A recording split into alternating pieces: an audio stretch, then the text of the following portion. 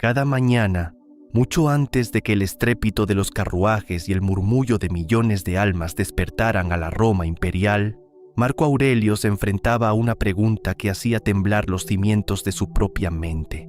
No era una interrogante técnica sobre la logística del suministro de grano, ni una preocupación estratégica sobre las legiones desplegadas en las fronteras germanas. Tampoco era una duda sobre los senadores que, entre sombras, tejían conspiraciones para arrebatarle el mando. Era una pregunta dirigida al único rincón de su imperio que nadie más podía ver, pero que gobernaba absolutamente todo, su propio juicio interno. ¿Estoy actuando hoy por lo que es objetivamente correcto, o simplemente estoy alimentando lo que me hace sentir importante?, se preguntaba el hombre que sostenía el destino del mundo occidental en sus manos. En el silencio de sus aposentos, el emperador se despojaba de la púrpura y el laurel para quedar desnudo ante su propia conciencia, consciente de que el mayor peligro para un gobernante no son las espadas enemigas, sino la distorsión de la propia realidad. Tenía el poder divino de decidir quién vivía y quién moría con un solo gesto, y precisamente por eso necesitaba una vigilancia que ningún guardaespaldas podía ofrecerle. Ejércitos enteros, compuestos por hombres dispuestos a entregar su vida por su nombre, obedecían su palabra sin cuestionar. Sin embargo, él se sentaba cada mañana a recordarse con una humildad aterradora que podía estar equivocado. Sabía que la posición que ocupaba no lo hacía infalible, sino infinitamente más vulnerable a la seducción de su propia importancia. Entendía que cada una de sus decisiones podía estar siendo guiada, no por la razón pura que buscaba la justicia, sino por un parásito invisible que prospera en las cumbres del poder y en los valles del anonimato por igual. Hoy vamos a hablar del enemigo que nadie quiere ver, ese que ignoras mientras buscas culpables en tu entorno, en tu jefe o en tu mala suerte. No es difícil de encontrar si sabes dónde mirar, pero la mayoría prefiere mantener la vista fija en el horizonte para no tener que bajarla hacia su propio pecho. Este adversario no viene de fuera, no grita amenazas desde la distancia ni usa uniformes extranjeros. Vive dentro de ti, respira tu mismo aire, se alimenta de tus inseguridades y, lo más peligroso de todo, lleva exactamente tu misma cara. Hablamos del ego, esa construcción ficticia de nosotros mismos que susurra mentiras al oído para protegernos de la cruda realidad de nuestra propia insignificancia. El ego es el narrador que transforma tus errores en injusticias ajenas y tus pequeños logros en pruebas de una superioridad que no posees. Marco Aurelio lo sabía.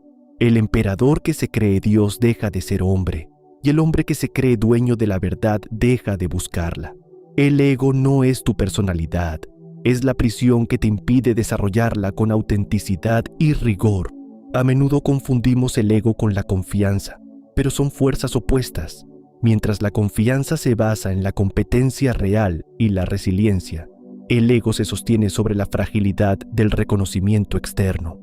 Es ese impulso que te hace reaccionar con ira ante una crítica constructiva o que te impide pedir ayuda cuando estás perdido por miedo a parecer débil. Es la voz que te dice que eres demasiado bueno para el lugar donde estás, mientras te mantiene estancado precisamente porque crees que ya no tienes nada que aprender. Este vídeo no es un discurso motivacional para inflar tu autoestima. Es una autopsia de la soberbia que nos impide alcanzar la excelencia que el estoicismo exige.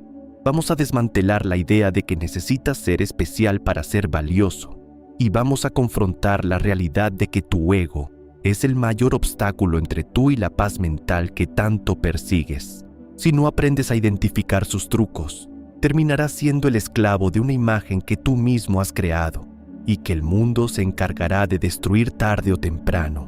Prepárate para una confrontación directa con esa parte de ti que prefiere tener razón a tener paz y que prefiere ser admirada a ser útil. Siguiendo los pasos del emperador filósofo, vamos a someter a nuestro yo al juicio implacable de la razón para descubrir qué queda de nosotros cuando el ruido del orgullo se apaga. La batalla contra el imperio externo es opcional, pero la guerra contra el ego interno es la única que determinará si eres un hombre libre o simplemente un súbdito de tus propias ilusiones. Cuando alguien pronuncia la palabra ego, tu mente dibuja de inmediato la caricatura de un hombre arrogante que monopoliza la conversación, que interrumpe a los demás con desdén y que necesita desesperadamente ser el centro de gravedad de cualquier habitación. Ese ego histriónico y ruidoso existe, por supuesto, pero es fácil de detectar y, por lo tanto, fácil de neutralizar. Sin embargo, no es ese el enemigo que debería quitarte el sueño. El ego más letal no es el que grita para llamar la atención, sino aquel que opera en el silencio absoluto de tus pensamientos más íntimos. El ego más peligroso es el que no hace ruido, el que se disfraza de prudencia, de perfeccionismo o incluso de humildad para sabotear tu crecimiento. Es el ego de la persona que nunca termina lo que empieza, dejando proyectos a medias porque, mientras no concluya, nunca tendrá que enfrentarse a la posibilidad de que su talento no fuera tan grande como su fantasía le susurraba. Es el ego de quien prefiere fracasar por omisión que por intento, protegiendo así la imagen intacta de un genio incomprendido que simplemente no se esforzó lo suficiente. Reconoce el ego de quien se niega a pedir ayuda, no por autosuficiencia real, sino porque admitir ignorancia significaría derrumbar el pedestal de omnisciencia donde se ha colocado. Es el mismo ego cobarde que te impulsa a abandonar una relación o un desafío antes de que te abandonen o te venzan, permitiéndote la salida falsa de decir que fue tu decisión y no tu incapacidad. Es el ego que utiliza la crítica silenciosa hacia los éxitos ajenos como un anestésico para no tener que mirar de frente las ruinas de tus propios fracasos y tu falta de disciplina. ¿Lo reconoces ahora? Este ego no necesita micrófonos ni aplausos. Prefiere el susurro constante de razones que suenan peligrosamente lógicas en la soledad de tu mente. Te dice que no es el momento correcto para actuar, cuando en realidad tienes miedo. Te asegura que ellos no lo entenderían, cuando lo que temes es ser juzgado. Te convence de que no vale la pena intentarlo para evitar el roce de la realidad. Son mentiras piadosas que el ego fabrica para que puedas dormir tranquilo mientras tu potencial se pudre en la inacción. Los estoicos, con su implacable precisión psicológica, tenían un nombre para este fenómeno. Lo llamaban fantasia, la impresión falsa que nubla el juicio. Es la narrativa deformada que el ego construye sobre la realidad para erigir una muralla entre tú y la verdad, protegiendo tu fragilidad emocional a costa de tu libertad. El ego prefiere que vivas en una mentira cómoda antes que permitirte caminar sobre la verdad incómoda que te obligaría a cambiar, a esforzarte y a madurar de una vez por todas. Marco Aurelio pasó décadas enteras en una guerra de trincheras contra esta voz interna, sabiendo que su condición de emperador lo hacía el blanco perfecto para el autoengaño más absoluto. Se recordaba constantemente que el primer paso para la sabiduría es no engañarse a uno mismo, porque el ego es el maestro supremo de la manipulación interna. Él sabía que si se permitía creer en su propia importancia, dejaría de ser un servidor de la justicia para convertirse en un esclavo de sus propios caprichos disfrazados de destino. Sus escritos no fueron redactados para las masas, sino como un ejercicio de desinfección mental. Necesitaba purgar diariamente el veneno del orgullo que se filtraba en su juicio con cada reverencia que recibía. Incluso él, el hombre más poderoso de la tierra, escuchaba los mismos susurros de superioridad y de miedo que escuchas tú en este momento. La diferencia es que él no los aceptaba como verdades, sino que los trataba como intrusos peligrosos que debían ser interrogados y expulsados mediante el uso riguroso de la razón. Si crees que estás libre de esto, es porque el ego ya ha ganado la primera batalla, la de hacerte creer que no tienes ego. La vigilancia estoica comienza en el momento en que dejas de confiar en tus propias excusas y empiezas a sospechar de esa voz que siempre te da la razón y nunca te exige excelencia. Para derrotar al enemigo que lleva tu cara, primero debes tener el valor de quitarte la máscara y ver que lo que llamabas personalidad es a menudo solo el sistema de seguridad de tu propia vanidad. Para comprender la magnitud de la lucha de Marco Aurelio contra el ego, es imperativo visualizar el escenario en el que se encontraba, un lugar donde la mayoría de las almas se habrían corrompido en cuestión de días. En el año 161 después de Cristo, a los 39 años, se convirtió en el hombre más poderoso del planeta, heredando un imperio que se extendía desde las arenas de Arabia hasta las brumas de Britania. Lo que desconcertó al Senado y a la historia fue su primer acto oficial. No reclamó el trono para sí solo, sino que exigió compartir el mando con su hermano adoptivo, Lucio Vero, en un gesto de generosidad política sin precedentes. Nadie comparte el poder absoluto voluntariamente. La lógica del ego dicta que la cima es un lugar para uno solo y que cualquier división es una debilidad, pero Marco Aurelio operaba bajo una frecuencia distinta, entendiendo con una claridad casi profética que el poder es el ecosistema más tóxico y letal que existe para la integridad del ego. Sabía que al sentarse en el trono, se convertiría en el centro de un teatro de espejos donde cada persona a su alrededor le diría que tenía razón, incluso cuando estuviera profundamente equivocado. En la corte imperial, la verdad es el primer recurso que se agota. Cada decisión es aplaudida por cortesanos que buscan favores, y cada duda que el líder expresa es sofocada por una adulación sistemática que adormece los sentidos. En ese ambiente de oxígeno enrarecido por la lisonja, el ego crece de forma parasitaria, expandiéndose sin que el individuo lo note, como una planta trepadora que un día, sin previo aviso, ha cubierto toda la ventana y bloqueado la luz de la realidad. Marco Aurelio temía este proceso más que a las flechas de los bárbaros, y por eso convirtió la escritura en su ritual de desinfección diaria. En sus meditaciones, esas notas privadas que nunca tuvieron la intención de ser publicadas, hay un recordatorio que retumba con la fuerza de un martillo golpeando un yunque. No actúes como si fueras a vivir 10.000 años. Actúa como lo que eres, un hombre, nada más. Estas no eran palabras vacías de un filósofo de salón, sino el grito de guerra de un hombre que se negaba a ser devorado por la grandiosidad de su cargo. Se obligaba a verse a sí mismo en su escala real, como un organismo biológico transitorio en un cosmos infinito, despojándose de las pretensiones de divinidad que Roma le otorgaba. Este recordatorio, susurrado en la oscuridad de su tienda de campaña, mientras las plagas diezmaban sus tropas y las guerras fronterizas agotaban su salud, era su arma más letal contra la soberbia. El ego necesita sentirse especial, necesita creer que las reglas no se aplican a él y que su existencia tiene un peso superior a la de los demás para sobrevivir.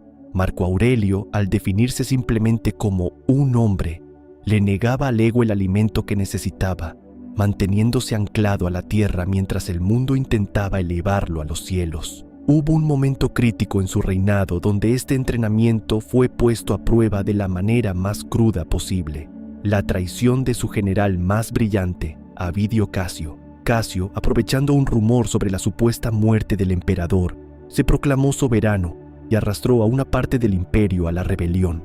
La respuesta lógica de cualquier emperador romano habría sido una furia ciega y una sed de sangre implacable.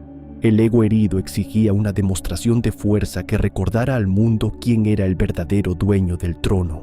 Sin embargo, cuando la rebelión colapsó y Casio fue asesinado por sus propios hombres, Marco Aurelio decepcionó a quienes esperaban una carnicería. El Senado aguardaba una purga, los generales esperaban cabezas rodando en el foro, y el ego colectivo del imperio exigía castigo para restaurar el honor.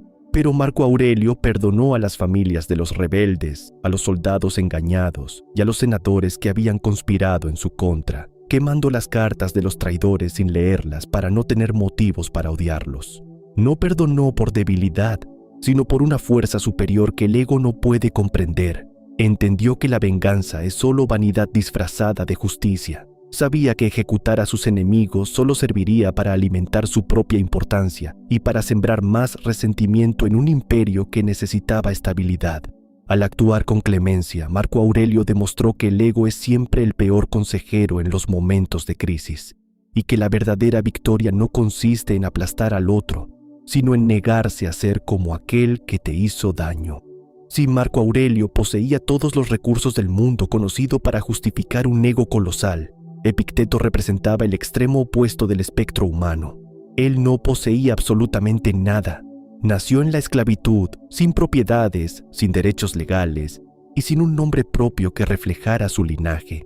De hecho, Epicteto no es un nombre, sino una etiqueta descriptiva que significa simplemente el adquirido. Para el sistema romano, no era más que una herramienta con voz, una propiedad cuyo valor se medía por su utilidad y no por su humanidad. Sin embargo, desde esa posición de aparente impotencia, Epicteto comprendió una verdad sobre el ego que Marco Aurelio tardó décadas en procesar. El ego no necesita tronos, coronas ni ejércitos para florecer y dictar tu destino. El ego no requiere de poder externo para existir. Solo necesita que le entregues tu atención y que permitas que secuestre tu percepción de la realidad. Es un parásito que puede vivir con la misma intensidad en el palacio de un emperador que en los harapos de un cautivo, alimentándose siempre de la misma fuente, tus juicios. En su Enquiridión, ese manual de combate espiritual, Epicteto plasmó una idea que parece sencilla en la superficie, pero que tiene el poder de demoler cualquier prisión mental. Los hombres no son perturbados por las cosas, sino por las opiniones que tienen sobre las cosas. El ego no habita en los hechos, sino en las narrativas que construyes sobre esos hechos. Vive en la historia que te cuentas, sobre lo que crees que mereces, sobre cómo el mundo debería tratarte y sobre por qué tu sufrimiento es más especial o injusto que el de los demás. Epicteto observaba esta patología a diario en las calles de Roma. Veía a otros esclavos que sufrían, no tanto por el peso físico de sus cadenas, sino por la historia de victimismo y odio que construían alrededor de ellas, perdiendo su paz antes de perder su libertad. También observaba a ciudadanos libres que vivían en una miseria emocional constante, no por su situación real, sino por la comparación incesante entre su vida y la de aquellos que tenían más. El ego es, por definición, un órgano de comparación. Su función principal es medirte contra el resto para situarte en una jerarquía imaginaria. Cada vez que permites que el ego compare tu situación, el resultado es una condena doble. O te sientes superior y te intoxicas con la arrogancia, o te sientes inferior y te pudres en el resentimiento. En ninguno de los dos escenarios eres un hombre libre, porque tu estabilidad emocional ha sido delegada a factores que no controlas. El ego te convence de que necesitas ganar esta competencia invisible para ser valioso, cuando en realidad la única competencia que importa es la que libras contra tus propias impresiones falsas. La salida que Epicteto encontró a este laberinto de espejos fue una pregunta devastadoramente simple que actúa como un filtro de pureza mental. ¿Esto depende de mí o no depende de mí? Si la situación está bajo tu control directo, entonces actúa con toda la excelencia de la que seas capaz. Pero si el evento está fuera de tu esfera de influencia, entonces suéltalo de inmediato. Al ego le aterra esta distinción porque el ego necesita que todo sea personal, que todo sea una validación o un ataque directo a tu identidad. El ego quiere que te sientas responsable de la opinión de los demás, del clima, del tráfico o de las decisiones de tu jefe, porque eso le permite mantenerte en un estado de agitación constante, donde él es el protagonista. Epicteto pasó años entrenando su mente para lo contrario, no como un acto de resignación pasiva, sino como la forma más radical de liberación humana. Entendió que si nada externo puede herir tu juicio, entonces nada externo puede esclavizarte, sin importar lo que diga el contrato de propiedad que lleve tu nombre.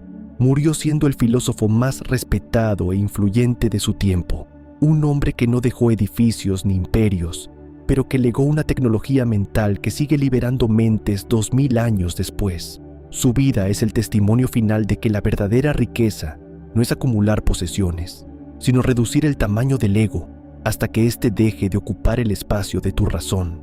Epicteto demostró que puedes no tener nada y al mismo tiempo ser el dueño absoluto de la única parcela de tierra que realmente importa, tu propia conciencia. La primera cara del ego es, paradójicamente, la más común y la más invisible, precisamente por lo integrada que está en nuestro comportamiento diario, la necesidad obsesiva de tener razón. No se trata de una búsqueda noble de la verdad o de la justicia, sino de una sed insaciable de validación externa, donde el objetivo es que los demás reconozcan y acepten tu superioridad intelectual. El ego convierte cualquier intercambio de ideas en un campo de batalla donde admitir un error se siente como una muerte simbólica, prefiriendo defender una mentira cómoda que aceptar una verdad que nos obligue a cambiar de opinión. Marco Aurelio escribió sobre esta resistencia al cambio con una claridad que todavía duele hoy. ¿Cuánto tiempo más van a esperar para exigirte lo mejor a ti mismo? Tienes permiso para mejorar ahora mismo. Sin embargo, el ego de la opinión te mantiene estancado, obligándote a gastar una energía vital preciosa en discusiones estériles que no aportan nada a tu carácter. Te impulsa a corregir a otros en público para alimentar tu vanidad o a guardar rencor por palabras dichas en una conversación que la otra parte ya olvidó, convirtiendo tu mente en un cementerio de ofensas imaginarias. La pregunta estoica para confrontar esta cara del ego es de una sencillez demoledora. ¿Quieres tener razón o quieres realmente crecer? Porque en la práctica, rara vez puedes disfrutar de ambas cosas al mismo tiempo. El crecimiento requiere la humildad de reconocerse ignorante, mientras que la necesidad de tener razón exige una máscara de infalibilidad. Si eliges proteger tu imagen de sabio, cierras la puerta a cualquier aprendizaje real, convirtiéndote en el prisionero de tus propios prejuicios y alejándote de la sabiduría que los estoicos llamaban logos. La segunda cara del ego es mucho más oscura y difícil de diagnosticar. Es el ego que se aferra al sufrimiento porque ha convertido ese dolor en su identidad principal. Existen personas que, cuando finalmente empiezan a tener éxito o estabilidad, sabotean inconscientemente su situación. No por un deseo genuino de fracasar, sino porque el fracaso les resulta un terreno familiar y seguro. El ego prefiere lo conocido, aunque sea un infierno de quejas y lamentos, antes que aventurarse en la incertidumbre de una vida mejor que le obligaría a soltar el papel de víctima. Epicteto observaba esta patología en aquellos estudiantes que devoraban tratados de filosofía, pero no cambiaban ni un solo hábito de su conducta diaria. Eran personas que hablaban de la virtud con elocuencia, pero que en el momento de la verdad seguían eligiendo la comodidad de sus vicios y su estancamiento emocional. A ellos les lanzaba una advertencia que sus alumnos encontraban brutal. Si realmente quieres mejorar, prepárate para ser considerado un ignorante o un tonto en muchas cosas, recordándoles que el progreso real requiere la destrucción del orgullo previo. Este ego del sufrimiento no busca tu bienestar, sino tu previsibilidad. Quiere que sigas siendo alguien controlable y que no te atrevas a cruzar la frontera de tus propias limitaciones autoimpuestas. Te susurra que tu dolor es especial, que nadie te entiende y que tienes derecho a estar resentido con el mundo. Todo con tal de evitar que asumas la responsabilidad absoluta de tu vida. El estoicismo te exige que asesines esa narrativa de mártir, porque mientras te definas por lo que te ha pasado, nunca serás el arquitecto de lo que está por venir. La tercera cara es la que más estragos causa en nuestra sociedad actual. El ego que mide tu valor personal exclusivamente a través de la comparación con los logros de los demás. Marco Aurelio vio este veneno actuar durante toda su vida en la corte imperial, observando a hombres brillantes ser destruidos por la necesidad de superar al de al lado en títulos o riquezas. Senadores y generales tomaban decisiones desastrosas, no por una maldad intrínseca, sino por una envidia corrosiva disfrazada de ambición, vendiendo su integridad por una pizca más de prestigio social. En sus meditaciones, el emperador dejó escrita la única respuesta efectiva a esta trampa de la comparación incesante. Busca dentro de ti, ahí está la fuente del bien, y siempre tendrá agua si sigues buscando. La comparación siempre mira hacia afuera, un lugar donde siempre habrá alguien con más recursos, más fama o más suerte aparente, garantizando tu infelicidad eterna. El estoicismo te enseña a girar la mirada hacia adentro, no como una forma de evasión, sino como la única dirección donde el ego pierde su rastro y donde puedes encontrar una paz que no dependa de las pertenencias de tu vecino. Hay una pregunta que Marco Aurelio se formulaba en la soledad de su tienda de campaña y que quiero dejar instalada en tu mente hoy, como una semilla de rebelión contra tu propia vanidad. No es una interrogante filosófica en el sentido abstracto o académico, ni un ejercicio intelectual para llenar el tiempo. Es una pregunta práctica, visceral y cotidiana. Probablemente sea la pregunta más importante que jamás te atrevas a responder con honestidad, porque tiene el poder de desmantelar cada una de las mentiras sobre las que has construido tu presente. ¿Quién serías realmente si no tuvieras la necesidad absoluta de impresionar a nadie?, cuestionaba el emperador a su propio reflejo, Imagina por un momento que desaparece la presión de cumplir con las expectativas de tus padres, de mantener una fachada ante tu pareja o de alimentar la voracidad de las personas que siguen cada uno de tus pasos en las redes sociales.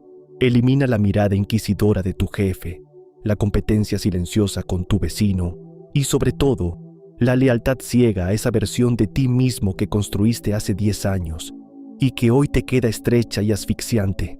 La mayoría de las personas atraviesan toda su existencia sin hacerse jamás esa pregunta, y lo hacen por un motivo muy concreto.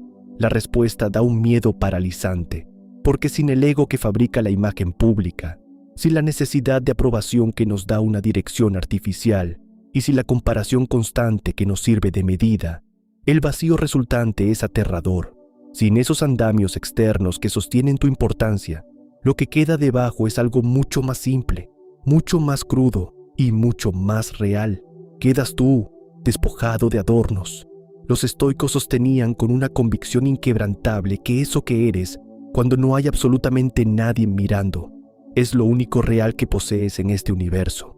Todo lo demás, los títulos, las posesiones, los elogios y las críticas, es ruido ambiental que desaparece con el tiempo. Pero tu carácter, tu integridad y la calidad de tus pensamientos en la intimidad son tu verdadera propiedad.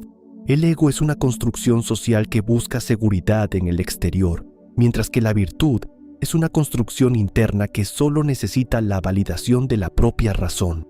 Marco Aurelio ostentó el título de emperador durante casi 20 años, navegando a través de guerras fronterizas agotadoras, plagas devastadoras que diezmaron a su pueblo y traiciones que habrían quebrado a cualquiera. Vio morir a varios de sus hijos y soportó la soledad del mando supremo en un imperio que se tambaleaba, y sin embargo, al final de su vida, lo que perduró no fue el rastro de su poder, no fue la gloria de las conquistas, ni la simple mención de su nombre en los anales de la historia lo que lo hizo eterno. Lo que quedó fue el hombre que, cada mañana, antes de que el sol iluminara los mármoles de Roma, se sentaba a preguntarse si sus actos estaban alineados con lo correcto o si simplemente estaba buscando sentirse importante. Ese hombre, despojado de la púrpura imperial y de las pretensiones de divinidad, es el que nos sigue hablando hoy. Fue su capacidad de separar su esencia de su posición social lo que le permitió mantener la cordura en un mundo que hacía todo lo posible por volverlo loco de soberbia. Muy poco es necesario para hacer una vida feliz.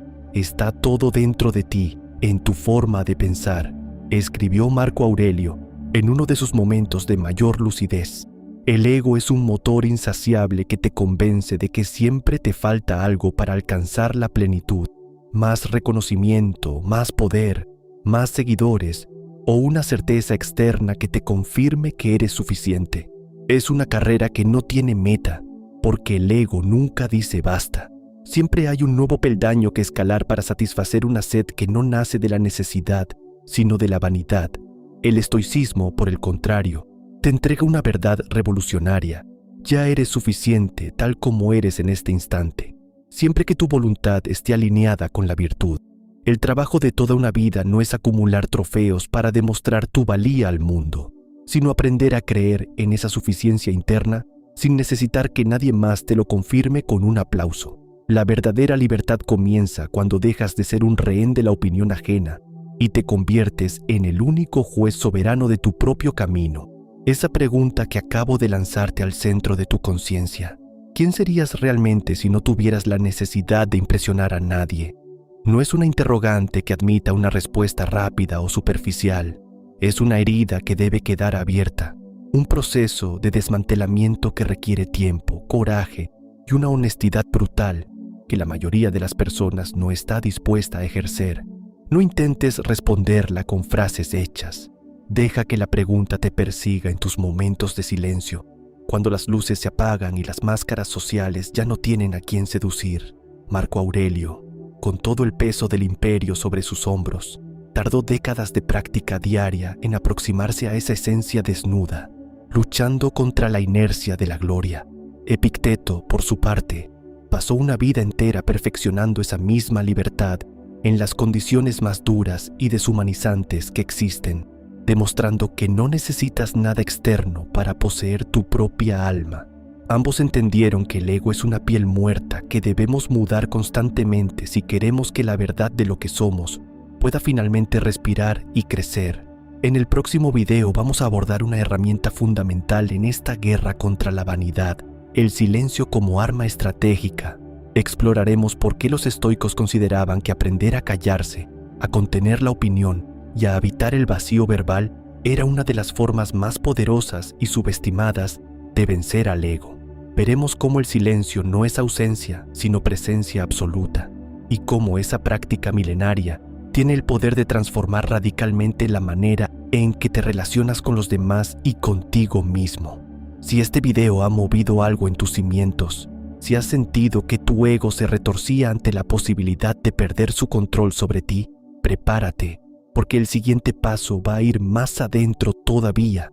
No estamos aquí para darte consejos ligeros, sino para entregarte la tecnología mental necesaria para que recuperes el mando de tu propia vida. El camino hacia la virtud es estrecho y requiere que dejes atrás todo el equipaje innecesario que tu orgullo te ha obligado a cargar durante años. Y si conoces a alguien que está luchando contra su propio ego, y seamos realistas, todos conocemos a alguien así, aunque a menudo ese alguien sea el reflejo que vemos en el espejo, comparte este video. A veces, el acto más generoso que podemos realizar no es alimentar la importancia del otro, sino entregarle la herramienta que le permitirá destruirla para encontrar su verdadera fuerza. Sé el catalizador que ayude a otros a despertar del sueño narcisista que nuestra cultura fomenta sin descanso. Gracias por formar parte de Dirección Estoica. Tu presencia aquí es la prueba de que perteneces a esa minoría que prefiere la crudeza de la realidad a la comodidad de la ilusión. En esta comunidad no buscamos seguidores que nos den la razón, sino individuos que busquen la excelencia y que estén dispuestos a someter su ego al juicio implacable de la razón. Cada minuto que dedicas a este estudio es una victoria sobre la mediocridad y un paso más hacia la soberanía que solo los estoicos conocen. Sigue cuestionando tus motivos, sigue dudando de tus excusas y sobre todo, sigue vigilando a ese enemigo interno que lleva tu cara y que solo busca tu estancamiento. La libertad no es algo que se te concede, es algo que conquistas cada vez que eliges la verdad sobre la vanidad y la utilidad sobre la importancia. Mantente firme en tu propósito y no permitas que el ruido del mundo ahogue la voz de tu centro rector, ese hegemonicón que es tu única brújula real. Nos vemos en el próximo encuentro, donde aprenderemos que, a menudo, la palabra más poderosa es aquella que decidimos no pronunciar. Hasta entonces, recuerda que el mundo intentará convencerte de que necesitas ser alguien, mientras que la sabiduría consiste en descubrir que ya lo eres todo cuando dejas de intentar serlo. Vive con propósito, actúa con justicia y mantén tu ego bajo la bota de tu voluntad. Nos vemos.